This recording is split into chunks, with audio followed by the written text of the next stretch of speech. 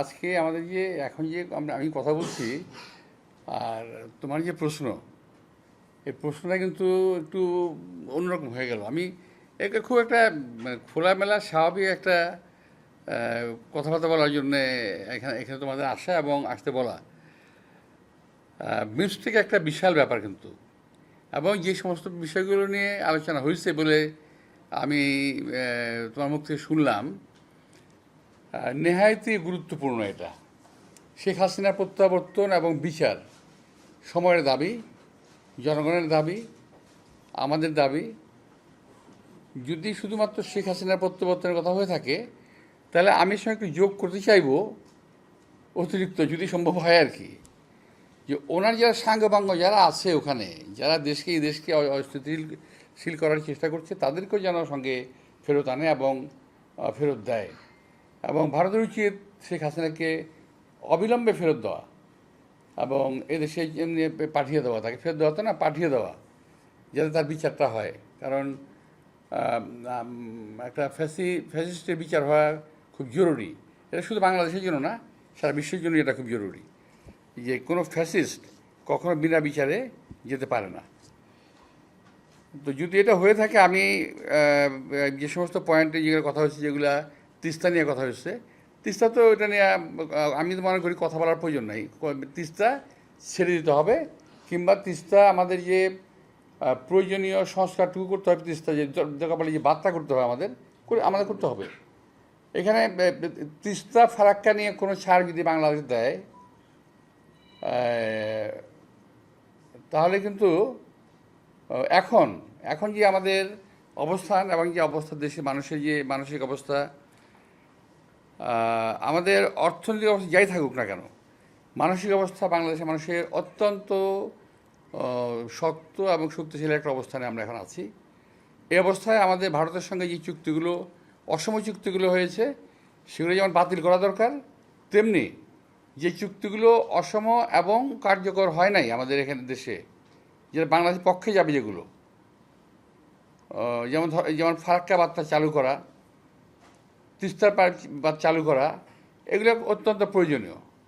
সীমান্ত হত্যা বন্ধ করা, এগুলো নেহায়তি একটা বাস্তব বিষয়। এগুলোকে বন্ধ বাদগুলো চালু করা এবং সীমান্ত হত্যা বন্ধ করা, এগুলো যদি আলোচনা হয়ে থাকে, নিশ্চয়ই একটা ভালো আলোচনা হয়েছে আমি মনে করি। এবং আমি বিশেষ করি যে ভবিষ্যতে ইউনূস সাহেব আরও ভালো কিছু আলোচনা করবেন, ভালো রেজাল্ট আমাদের দেবেন। আমার মানে সাবজেক্ট শেষ করো। সম্মেলনে তার যে বাংলাদেশে ক্ষমতাটা আরোহণ হয়েছেন, তার মূল অগ্রাধিকার হিসেবে নির্বাচনের কথা বলছেন। আপনারাও নির্বাচনের কথা বলছেন। এইখানে আসলে একটা কথা কি, নির্বাচন আর সংস্কারের কথা নিয়েই কিন্তু আজকে আমার এখানে সত্যিকার অর্থে আমার আজকের এখানে বসাটা। কারণ এই নির্বাচন আর সংস্কার নিয়ে বোধহয় আমরা যে কজন কথা বলছি বিএনপিতে, তার মধ্যে বোধহয় আমি একজন, যে অনেক বেশি কথা বলেছি আমরা। এবং এইটা দেখলাম কালকে এবং গত 3 দিন ধারাবাহিকভাবে কিছু লোক, আমি যেটা বললাম কিছুক্ষণ আগে, যে আমার বাগানে শূকরের উপদ্রব শুরু হয়েছে। তো ওই কিছু শূকর উপদ্রব শুরু করেছে আমাদের বাগানে। আমি ওই শূকরগুলোর সম্বন্ধে কিছু বলতে চাই, যাদের কোনো কাজ নাই কচু ক্ষেত্রে কচু ভাঙা ছাড়া। তো যে কথা বলছেন যে ইউনূস সাহেব, ডক্টর প্রফেসর ইউনূস সাহেব যদি বলে থাকেন নির্বাচনের কথা, ভালো বলেছেন। নির্বাচন তো, আচ্ছা আমি বুঝি না, নির্বাচন না দিয়ে কী করবে এই গভর্নমেন্ট, এই সরকার? আমি এটা বুঝি না কী করতে। ধরে নেন নির্বাচনে আমাদের কোনো দাবি থাকলো নাই, ধরে নেন কথা বলছি আমি, কী করতে পারে একটা সরকার? কতদিন বিনা নির্বাচনে থাকতে পারে? এটা সম্ভব না। যদি বিনা নির্বাচনে সরকার থাকতে পারতো, তাহলে তো হাসিনাই থাকতো। যেহেতু হাসিনা নির্বাচিত ছিল না, সে তাই চলে যেতে হয়েছে বাধ্য হয়ে। তো ডক্টর মোহাম্মদ ইউনূস বোধহয় সঠিক সিদ্ধান্ত নিয়েছেন। এবং উনি যদি নির্বাচনের কথা বলে থাকেন, আগে বলেছেন, এখন যদি বলে থাকেন, ভালো বলেছেন, সঠিক বলেছেন। নির্বাচনটা হওয়া দরকার। এক গ্রুপ আছে দেশে, এক গ্রুপ আছে বিদেশে, যারা নাকি নির্বাচনকে বাদ দিয়ে সংস্কারের কথা বলছেন, আবার বলার চেষ্টা করছেন যে বিএনপি সংস্কারের কথা শুনলেই বিএনপির মেজাজ খারাপ হয়ে যায়। আমি এখানে আমার একটু তীব্র আপত্তি আমাদের, যে বিএনপি কখনো সংস্কারের বিপক্ষে নয়। বিএনপি বরাবর সংস্কারের পক্ষে, একই সঙ্গে বিএনপি নির্বাচনের পক্ষে, দুটোরই প্রয়োজন আছে। কিন্তু এমন সংস্কারের পক্ষে বিএনপি নয় যেটি দেশের জনগণের স্বার্থের, জনগণের অধিকারের বাইরে চলে যাবে, এমন কোনো সংস্কার বিএনপি কিংবা আমরা মেনে নিতে পারি না, মেনে নেবও না। আমি এই কথা আগে বলেছি, এখনও বলছি। আপনারা দেখবেন সংস্কার যদি যারা নাকি এটা নিয়ে পড়েছেন, যাদের কাছে স্প্রেডশিট গেছে, যারা পড়েছেন তারা দেখেছেন যে এমন কিছু প্রস্তাব আছে যে প্রস্তাবগুলো বাংলাদেশে মানুষের সঙ্গে মানানসই নয়, যেগুলো বাংলাদেশের সঙ্গে যায় না, বাংলাদেশের সঙ্গে, সেগুলো আমরা কেন মানব? এবং এই যে মানা না মানা নিয়ে কালকে দেখলাম এক ভদ্রলোক, যিনি, আমি নাম নিচ্ছি না, তবে আপনারা বুঝে নিন, যিনি দরবেশের সালমান রহমানের টাকা খেয়ে মোটা হয়েছেন, স্বাস্থ্য ভালো করেছেন, চেহারা সুন্দর করেছেন, লম্বা লম্বা কথা বলেন বাইরে থেকে। খুব দুর্ভাগ্যজনকভাবে উনি আমার সঙ্গে কালকে বাজে কথা বলেছেন। তো বলতে থাকুক, আমি বলেছি না যে আমি যে বলেছি আগে, আজকে বলি, এখন বললাম যে এখনও যে সংস্কারের কথা বলার কারণে আমি নাকি সংস্কার মানি না। আমি বলছি ওই সংস্কার মানি না যে সংস্কারটা দেশের মানুষের প্রয়োজন নাই। আমি সে কথা বলেছি। তারা যদি ভুল বুঝে এবং দরবেশের টাকা খেয়ে শরীর স্বাস্থ্য ভালো করে বিদেশে থেকে এই দেশের রাজনীতিবিদদের সম্বন্ধে কুৎসারণা করে, গালিগালাজ করে, এবং আমি আশ্চর্য হয়ে গেলাম, প্রথম গালিগালাজ শুরু করলো তারা আমাকে, তারপরে তারা শুরু করলো আমাদের সেক্রেটারি জেনারেল মির্জা ফখরুল সাহেবকে, তারপর তারেক রহমান সাহেবকে, আমাদের অ্যাক্টিং চেয়ারম্যান, এমনকি তার পরিবার সম্পর্কেও তারা কথাবার্তা বলা শুরু করেছে। আমার আজকে কিন্তু মূলত এই কথাই বলাই ছিল, আমার অন্য কোনো সাবজেক্ট ছিল না। এটাই ছিল আমার বক্তব্য, যে ওরা আসলে চাচ্ছেটা কি? ওরা বিএনপিকে কিংবা আওয়ামী লীগকে কিংবা অন্য কাউকে ওরা ভালোবাসে না। ওরা ভালোবাসে ভারতকে। ওরা এই দেশে যাতে ভারতের আধিপত্য বিস্তার হয় এবং ভারত যাতে এই দেশে কায়েমি স্বার্থবাদী গোষ্ঠীকে বসাতে পারে, ওই সমস্ত লোকদের জন্য এরা কাজ করতেছে। বাংলাদেশের কোনো সরকারকে স্থিতিশীল থাকতে দেবে না। আমি আজকে হরপ করে বলতে পারি, এখানে অনেক সাংবাদিক ভাইরা আছেন যারা রহমত বহুদিন বাঁচবেন, দেখবেন যে এই গোষ্ঠী কখনো বাংলাদেশকে স্থিতিশীল থাকতে দেবে না। কখনো আমার বিরুদ্ধে, কখনো ওর বিরুদ্ধে, কখনো তার বিরুদ্ধে লেগেই থাকবে। ফাঁক দিয়ে কী হবে জানেন?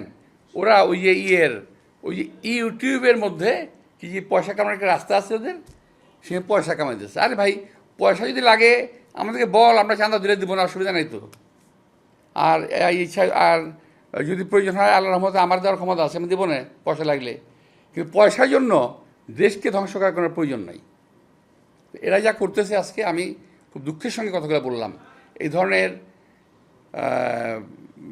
অশ্রাব্য ভাষায় আমি কথা বললাম বাধ্য হয়ে, কারণ ওরা অশ্রাব্য ভাষায় গালি দিয়েছে। তারপরে কথা আছে, আমি আর বলতে পারতাম, বললাম না।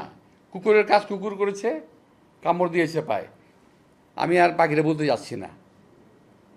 তো বন্দে আলী মিয়ার গল্প, এটা বোধহয় কবিতাটা পড়েছিলাম ছোটোবেলায়, কিছুটা ভুলটুল হতে পারে। কি জানি, কুকুরের কাজ কুকুর করেছে, কামড় দিয়েছে পায়, তাই বলে কি কুকুরকে কামড় দেওয়া মানুষের শোভা পায়? তো আমি এই কথাটাই আমার শেষ কথা ওদের বিরুদ্ধে। আমি বলছি শুকুরের গোষ্ঠী এরা, এবং এরা কখনোই, এরা সাজানো বাগান ভেঙে দেবে, কখনোই বাংলাদেশকে স্থিতিশীল হতে দেবে না। আপনারা অপেক্ষা করেন, কদিন পরে তারা ইউনূস সাহেবকে ধরবে। আমি এটা বলে দিচ্ছি আমি আপনাদেরকে, কদিন সাহেব পরে তারা ডাক্তার ইউনূস সাহেবকে ধরবে। এখন তারা কী করতেছে? বিএনপিকে ব্র্যাকেট করতেছে আওয়ামী লীগের সঙ্গে, ব্র্যাকেট করার চেষ্টা করতেছে। বিএনপিকে আওয়ামী লীগের সঙ্গে ব্র্যাকেট করার কোনো সুযোগ নাই। বিএনপি জন্মই আওয়ামী লীগের বিরুদ্ধে, এটা বুঝতে হবে। তো তো ওরা কিন্তু দেখেন ওরা শুধু রাজনীতিবিদদের পিছনে লেগেছে, কিন্তু কিন্তু যারা নাকি এই যে হত্যাকাণ্ড ঘটালো, এই যে ছাত্রদের হত্যাকাণ্ডটা ঘটালো, একটা বিশাল একটা ব্যবসায়ী গ্রুপ আছে না, আপনারা দেখেন নাই 3 তারিখে, 3 তারিখে আগস্টের 3 তারিখে যারা হাসিনার সঙ্গে দেখা করেছিল, মিটিং করেছিল এবং বিভিন্ন ভাষায় তাকে এমনভাবে কথা বলেছিল যে হাসিনা খুন করতে উৎসাহিত হয়েছিল, তাদেরকে এমনভাবে প্রভোগ করা হয়েছিল যে হাসিনাকে খুন করতে উৎসাহিত করা হয়েছে। সেই লোকগুলোর সম্বন্ধে তারা কিছু বলে না, তারা কিছুই বলে না, তার মুখে কোনো শব্দ নাই, তারাও বলে না। আর তাদের যারা বাংলাদেশে যাদের লেজুর ভিত্তি করতেছে, যারা নাম বলবো না আমি, আমাদের স্নেহাসপদ, আমি এর বলছি না, আমরা বলছি না, তার যারা লেজুর ভিত্তি করতেছে আপনারা দেখবেন যে তারা একই ভাষায় কথা বলে, ওদের টন এবং এদের টন কিন্তু মিলে যায়। তো ওরাও কিন্তু এই ব্যাপারে কোনো কথা বলছে না। আপনারা খেয়াল করে দেখেন যে কতগুলো ব্যবসায়ী, আমি নাম বলতে পারি কিন্তু নামগুলো বলবো না আমি এদের, তো এরা কিন্তু আওয়ামী লীগের পক্ষে কাজ করেছে, এখন বিএনপির বিপক্ষে সমস্ত, আমাদের এখানে অনেকেই আছেন আপনারা যারা নাকি বিএনপির বিপক্ষে কাজ করতেছেন টিল নাও, কিন্তু ওদের বিরুদ্ধে কোনো কথা তারা বলতেছে না। সকলে মিলে বিএনপিকে বিরুদ্ধে লাগছে। কথা হলো বিএনপি একটা দেশপ্রেমিক, জাতীয়তাবাদী দেশপ্রেমিকের একটা দল। এই দলটাকে যদি শেষ করা যায় তাহলে ফ্যাসিজম এবং আধিপত্যবাদকে বাংলাদেশে পার্মানেন্ট করা যাবে, এই হলো তাদের টার্গেট। তো আমি যেন প্রশ্ন না থাকলে আমি এখানেই শেষ করি। আর একটাই বিষয় আমি আরেকটা বলতে চাই যে আপনারা খেয়াল করে দেখবেন বিএনপির সঙ্গে আওয়ামী লীগকে ট্র্যাক করতেছে, কিন্তু আমার কথা হলো যদি বিএনপি আওয়ামী লীগের সঙ্গে বিএনপিকে ট্র্যাক করে, তা আওয়ামী লীগের নেতারা গ্রেপ্তার হওয়ার পরও, এই সময় মার্ডার কেস সহ গ্রেপ্তার হওয়ার পরও মুক্তি পায় কীভাবে, তারা কীভাবে মুক্তি পেল, এবং তারা সাজা খাটা এই অবস্থায় মানে রিমান্ড থাকা অবস্থায় মুক্তি পেয়ে গেল, কী করে সম্ভব? অথচ এদেরই প্রভোকেশনের কারণে হাসিনা আজকের এই দুরবস্থা হয়েছে, দেশটার দুরবস্থা হয়েছে। তো আমি আপনাদের সবাইকে ধন্যবাদ দিচ্ছি আজকে আসার জন্য।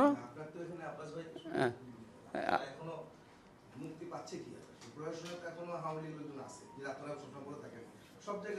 ও আচ্ছা আচ্ছা আচ্ছা, তুমি ভালো কথা বলছো, তো এটা ভেরি গুড।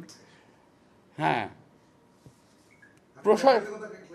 প্রশাসন কিন্তু না, শুধুমাত্র প্রশাসন তো বটেই, আমি এই কথা বলেছি বক্তৃতায়, সাংবাদিকদের আমি সচিবালয়ে, পুলিশে, বিভিন্ন ইম্পর্টেন্ট জায়গায়, সাংবিধানিক প্রতিষ্ঠানে, ব্যবসায়িক প্রতিষ্ঠানে, মতিঝিলে, ব্যাংকে, বিমায়, যেখানে যাবেন, ইভেন যে ব্যবসায়ীর জায়গাগুলো আছে না, একটা স্বাভাবিক এই যে কতগুলো প্রতিষ্ঠান আছে না, যে মানে আজ কিছু প্রতিষ্ঠান আছে, সেখানে কিন্তু একবারে পুরা ওরা মৌরসি পাট্টা গেঁথে বসে আছে। এখানে আরও কিছু ব্যবসায়ী কথা আছে, আমি বলবো না নাম, ওটা বললে আবার এটাকে ভিন্নভাবে পত্রপত্রিকা আসবে, আমি আনাবশ্যক আপনাদের বলবো। তো মিডিয়া তো আর কী বলবো, মিডিয়া তো বিএনপির পক্ষে কখনোই ছিল না, এখন মাঝে মাঝে দুই একটা থাকে, আসে বললে, কষ্ট করে লেখে আর কি বিএনপির জন্য বলেও। হ্যাঁ, না না না, আমাদের অ্যাকচুয়ালি বিএনপির কোনো মিডিয়া চ্যানেল, এটা হলো বিএনপির এবং আমাদের সবচেয়ে দুর্ভাগ্য যে এটা আমরা বিল্ড আপ করতে পারি নাই, এখন থেকে না, বহু আগে থেকেই। তো হ্যাঁ, এটা থেকে নজর দিতে হয়, আমরা বিল্ড আপ করতে পারি নাই, এটা আমাদের দুর্ভাগ্য। হ্যাঁ, ঠিক আছে, ওকে। বলো।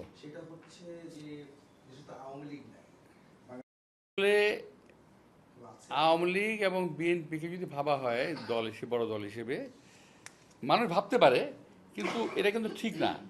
কারণ প্রতিটা দলেরই কিন্তু নিজস্ব একটা শক্তি আছে, প্রতিটা দলের নিজের একটা ক্ষমতা আছে, প্রতিটা দলের পপুলারিটি আছে। এবং বিএনপি যদি নির্বাচনের ক্ষেত্রে প্রশ্ন আসে, সেক্ষেত্রে আমি বলবো যে বিএনপি সবাইকেই প্রতিদ্বন্দ্বী ভাবে, প্রতিপক্ষ না। বিএনপি কাউকে প্রতিপক্ষ ভাবে না, প্রতিদ্বন্দ্বী আমরা ভাবি। এখানে আওয়ামী লীগ না থাকলে অনেক আছে, অনেক দল আছে, অনেক মত আছে, অনেক মানুষ আছে, তারা সকলেই বিএনপির প্রতিদ্বন্দ্বী।